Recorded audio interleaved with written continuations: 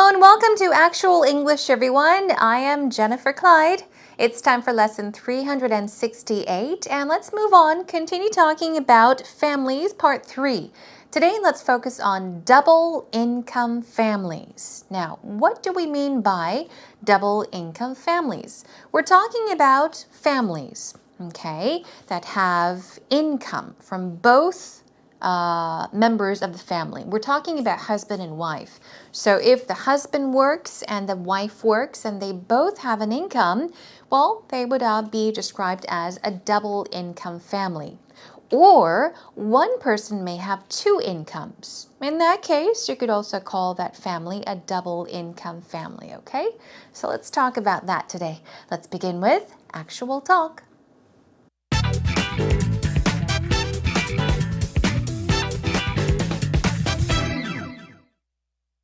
These double income families of today, it was very different when I was young. My father was an entrepreneur. He was the main breadwinner. My mother stayed at home and then worked. But yeah, very different. Times are changing. What about for you? Me too. My mom stayed at home and she played games with me. I got a lot of attention. I was spoiled. A good thing though, right? But there came a time when she did have to go back to work, and that changed my world. But I have a colleague that has 3 kids and she works. Wow. And I don't know how she does it, but it seems to be the norm these days. It does. I just imagine sort of craziness of being so busy all the time and trying to manage work and house. And I don't know for the kids, what is it a good thing, is it a bad thing? I mean, it's good to see your mum work and empower women, and It is. then they need care and love and attention. I feel a bit torn on that. I think that if you are financially blessed, that's great. But I notice Koreans have this wonderful system where, as a family, grandmothers work together to make the family watch family. I don't know what I would do. Yeah. I know what I would love, but that takes money. Yeah. But isn't it tiring for grandmothers and these old people? Yeah. And then from a young age, I think a little baby or a young toddler needs some sort of a bond with mum. Definitely. I think that's very important for future life. So it's a catch-22 situation. It's very hard to know what to do. Absolutely, catch-22. Well, I think all mothers, if they had their way, they would have it all, be superwomen. Yes. But in reality, I guess we just deal with the cards that we're dealt, right? Absolutely. It's very hard. Yeah. Who would be a mum, eh? I'll do the best that we can. Yeah, yeah. All right, did you listen carefully to today's actual talk conversation? Well, we had Kelly and Gareth talking about double income families. Now, we do have double income families repeated in today's actual talk several times, and Gareth actually begins by talking about that.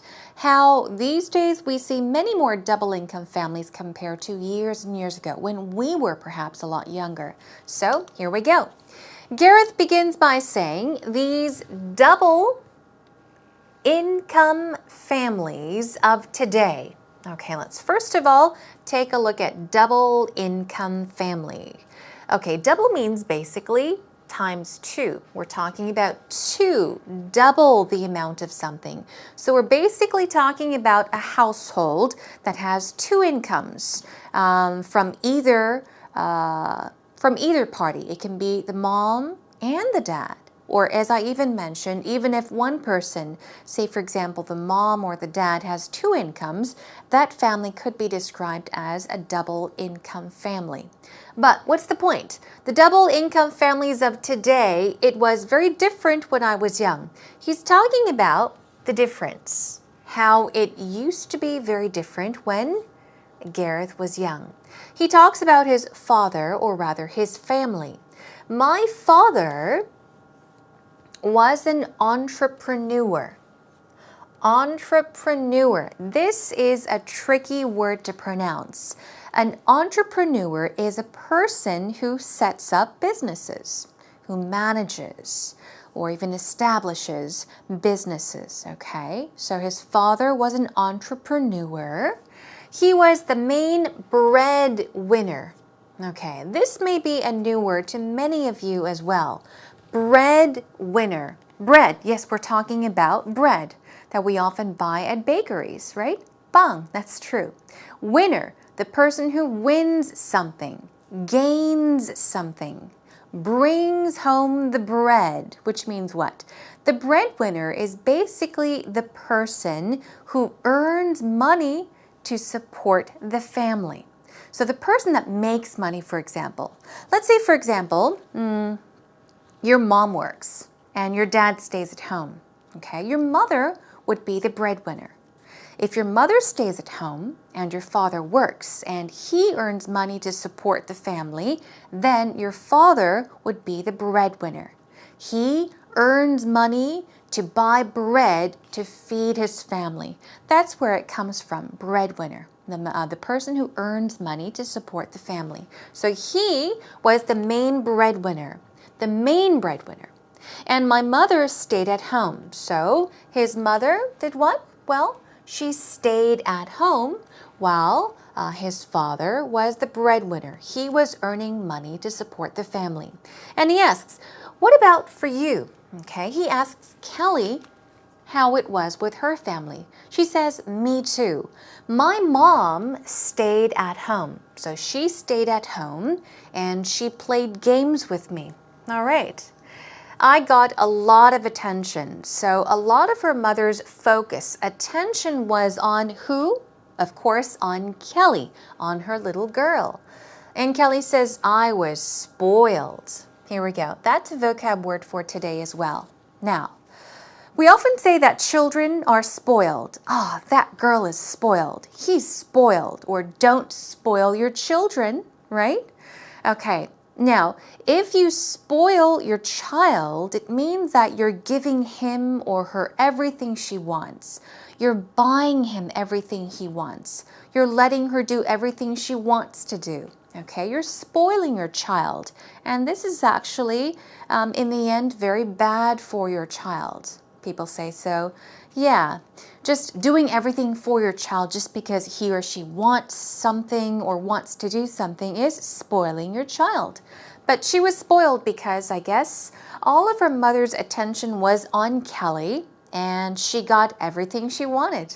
Okay, now here we go. A good thing though, right? Well, from Kelly's perspective, it could be a good thing. Maybe because she got everything she wanted. Anyhow, here we go. Kelly says, but there came a time when she did have to go back to work. Aha. So we're talking about Kelly's mother. She did stay at home to take care of Kelly, but there came a time, okay? Eventually, she did have to go back to work, okay? And that changed my world, meaning that it changed things greatly. If you say something changed my world, you're saying that a lot of changes were made, or several of those changes were so great that things were very different. So, but I have a colleague that has 3 kids and she works. Okay, so she's talking about a friend of hers. Wow, that's amazing, right? And I don't know how she does it. If you say, I don't know how somebody does something, you're just emphasizing that this person is doing something very difficult. You're saying that if I were to be in his shoes or her shoes, I don't think I would be able to do it. How is she doing it? Well, I don't know how she does it. I don't know how she has 3 children and she does it all on her own. But it seems to be the norm these days. Here we go. The norm. If you say that something is the norm, you're saying that it's kind of the standard. It's so common. It's something that everybody does. It's no surprise. If you can't remember what the norm means, try to remember the word normal. Okay, normal. Okay, normal. Okay, relate those 2 words. So something that is considered very standard and normal is the norm. Okay, so it happens everywhere. It's kind of become the norm these days. It does. I just imagine sort of the craziness of being so busy all the time and trying to manage work and house. So what is Gareth talking about? He's talking about having to work and having children and a family to support. So he's saying, yeah, it must be difficult. It has to be crazy, meaning just, insane, very difficult. Why? Because you're busy all the time and what you're trying to manage, what? House and work. Many things. You're juggling several things at the same time. And he says, I don't know for the kids, is it a good thing? Is it a bad thing? So, is it a good thing or is it a bad thing? He's not quite sure. So he's asking Kelly what she thinks about this. Is it a good thing or a bad thing for parents to be so busy working and taking care of the children at the same time? Well, he says, it's good to see your mom work. Yeah, it's good to see your mom work because she has a life of her own. But he says, then they need care. They also need love. They need attention. Now, we are talking about children. When children are growing up, especially when they're very young, they do need their parents, especially their mother's care and love and all of her attention. So this is what he's saying. But for the mom, it's great for the mom to be working, to have a career. That's a wonderful thing. Here we go. I feel a bit torn on that. This is Kelly's answer. So the question was, is it a good thing or a bad thing for the kids, for the mom to be busy at work? And if she's not able to focus on her children, is it good or bad? She says, I feel a bit torn on that. We went over torn, I think a while ago. Now, if you say that you are torn on something or between things, you're saying that it is hard for you to make a decision, okay? You're not quite sure if it's good or bad, if it's this or that. You're undecided. You cannot decide. So she's saying, I don't know. Is it a good thing or a bad thing? I'm torn on that. I think that if you are financially blessed, meaning lucky, if you have a lot of money or you don't have any financial problems, that's great. It's good. But I noticed Koreans have this wonderful system. Now she's talking about a particular system where, as a family, grandmothers work together to watch family. So grandmothers, what do? They help out. They watch the family. They watch the kids, take care of the kids. And she says, I don't know what I would do. I know what I would love. Okay, now she's talking about what she would appreciate in her situation. But what's the problem? That takes money. Meaning, well, I know what I would like, I know what I would prefer to do, but it's going to cost me money, she says. It takes money. Yeah, but isn't it tiring for grandmothers? Isn't it tiring for grandmothers, these old people? It could be tiring. Very difficult for grandmothers, of course. And then from a young age, I think a little baby or a young toddler needs some sort of a bond with mom. So what's the point here? Let's mark the most important words here. For example, first of all, it's very tiring for who? For grandmothers to take care of children. They're old. Their bones are becoming very weak. And yet children are running around. Grandmas are trying to pick up their grandchildren, give them piggyback. It's bad for their health, their bones. So it's very tiring, exhausting for grandmothers, right? And he says from a young age, for example, for little babies or young toddlers, they need to kind of bond with their moms. They need a bond with mom. They need to connect with their moms.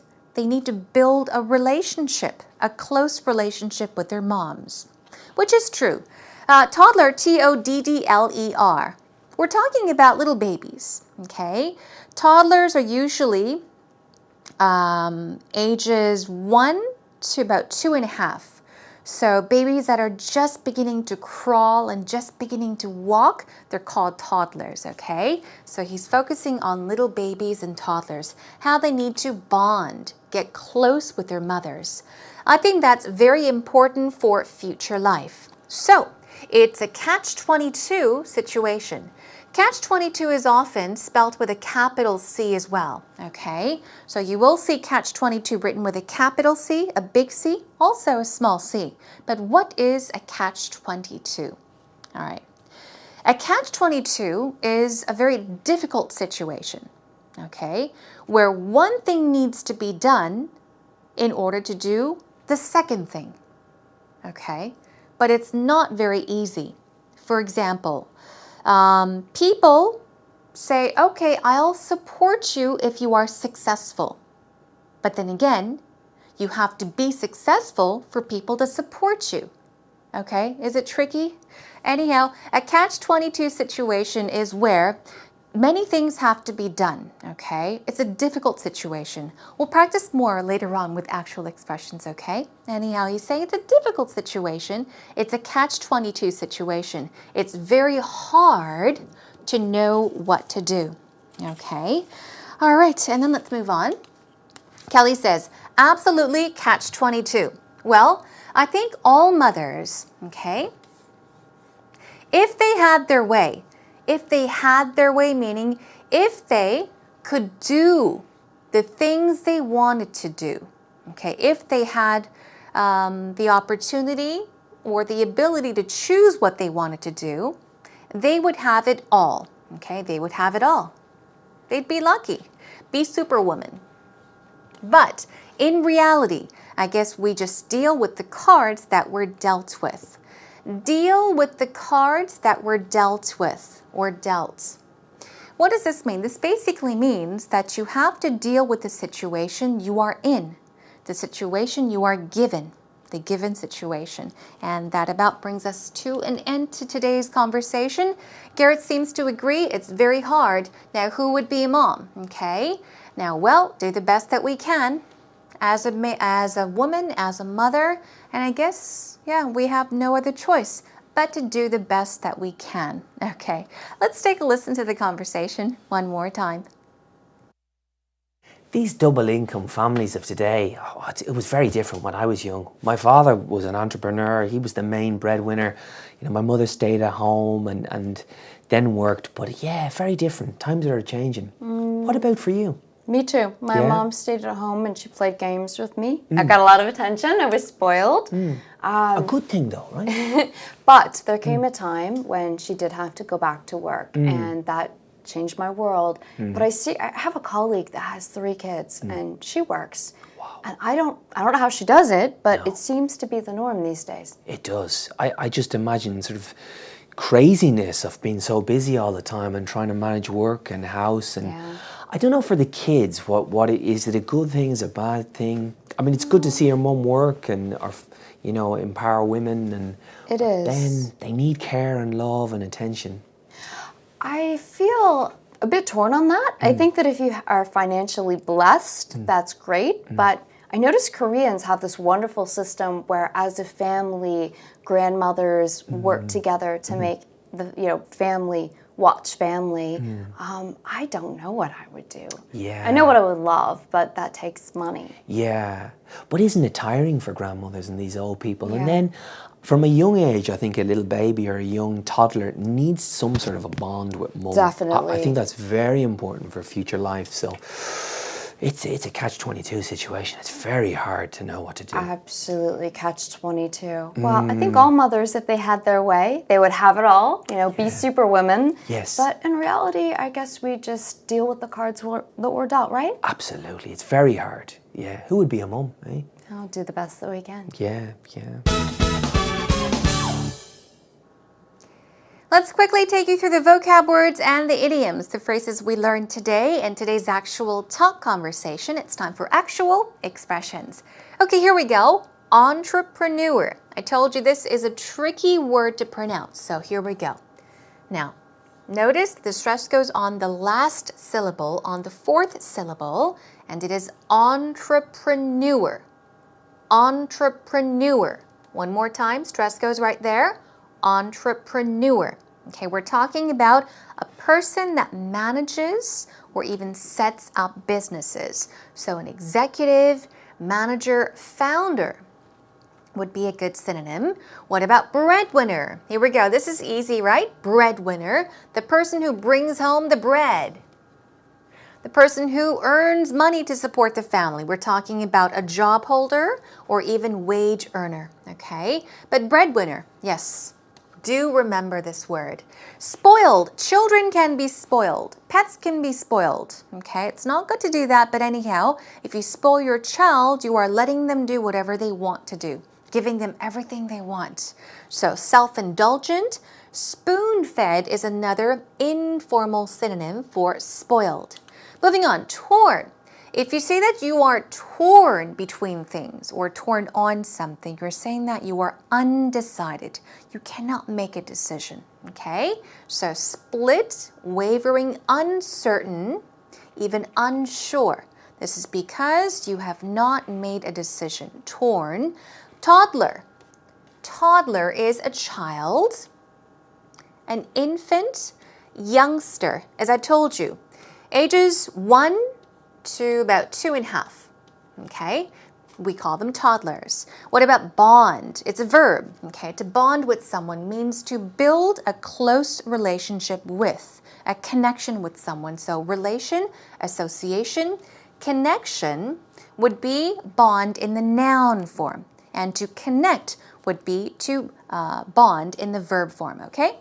Now moving on to double income families. That is our topic for today. I told you what it means. Let's check out a sample sentence. I admire my friends who come from double income families.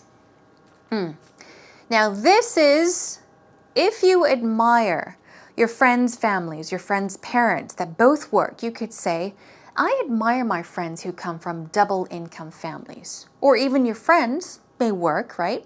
Okay. But if you would rather prefer a family where the mom stays home, you would probably not say this. Okay, moving on to our next one. Catch-22. We're talking about a difficult, a bad, very frustrating situation where one thing needs to be done in order for the second thing to be done. Here we go with a sample sentence. I locked my keys in my car. This is a serious catch-22. Okay, why? Because you need keys to open the car door, okay? But then again, in order to get keys to the door, you need to get inside the car. So it's a situation, a very frustrating one, where one thing needs to be done to do the second thing, okay? All right, that is a wrap for today's actual expressions. Practice them more on your own.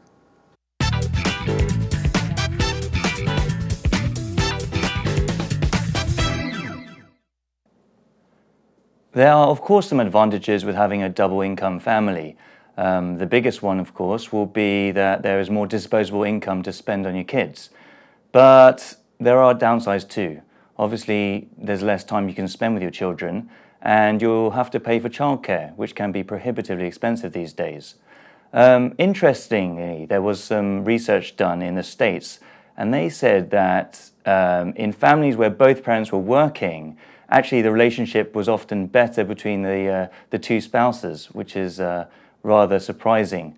I think both having a single income family or having a double income family, both can have advantages and disadvantages. But there are now families now where there's only one parent and having to survive just on one earner and not having someone to help at home as well. So that's even a tougher situation for many people these days. Today, Eugene B. has helped us out. He is from the UK. Let's check out what he's said about double income families. He said that it's nice, okay, especially if you think about having more money, okay, more money being made, but there are downsides to it too. There's less time you can spend with your children. Okay, this is a downside, a negative aspect of double income families. And you'll have to pay for childcare, which can be prohibitively expensive. So, childcare can be very expensive these days. They say that in families where both parents, okay, mom and dad, both parents were working, actually, the relationship was often better between the two spouses. I've heard this too. So this is an advantage of a double income family, okay? And then moving on to our final one. So that's even a tougher situation. It's even a more difficult situation for many people these days. So yeah, it's some families where if one parent has to work, it's much more of a burden. There's more pressure. So there really is no answer. I'm actually torn on this. I can't say which is better. Okay, anyhow, take a listen to it one more time. There are, of course, some advantages with having a double income family. The biggest one, of course, will be that there is more disposable income to spend on your kids. But there are downsides too. Obviously, there's less time you can spend with your children, and you'll have to pay for childcare, which can be prohibitively expensive these days. Interestingly, there was some research done in the States, and they said that in families where both parents were working, actually the relationship was often better between the two spouses, which is rather surprising. I think both having a single income family or having a double income family, both can have advantages and disadvantages. But there are now families now where there's only one parent and having to survive just on one earner and not having someone to help at home as well. So that's even a tougher situation for many people these days.